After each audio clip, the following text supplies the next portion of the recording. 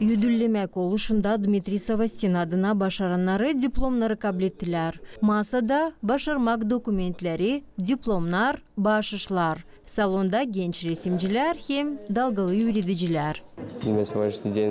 Bana dini bugünkü gün resim okulunu başarmak günü. Bundan sonra yaşamak yolum başka kapılar açıyor. Bu 4 yılın içinde çoğu kıpımlar aklımda kalacaklar.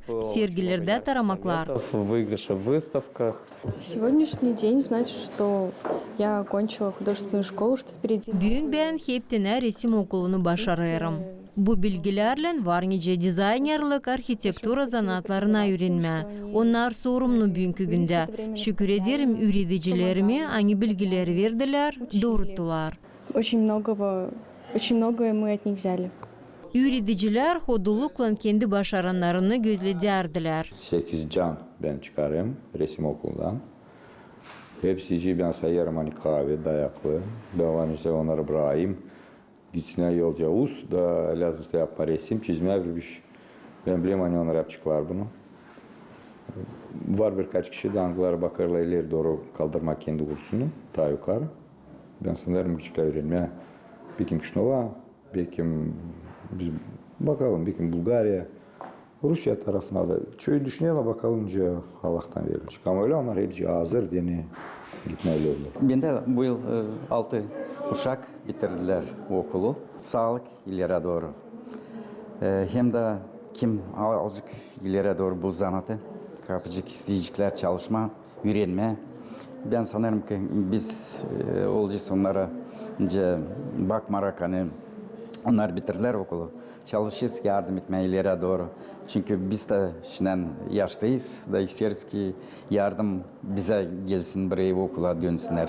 8 uşak bitiriyor bu yıl okulu. Ben onları hepsini seviyorum. Onlar güzel çalıştılar bu yıl. Ben isterim bütün canımdan söylemeye onlara bırakmasınlar bu zanadı da çalıştılar ileri doğru. Dmitri Savastin adına uşak resim okulun öğrencileri var olan başarılarından ilerlediler sevindirmeye, söyler Kültüra Bakanı Marina Semyonova. Eğildi başımı isterim size hepsinize söylemeye sağ olun. Hani bu kadar çok sevgi verirsiniz bizim uşaklarımıza. Hani onlar seviyorlar kültürümüzü öyle nasıl seviyorsunuz siz.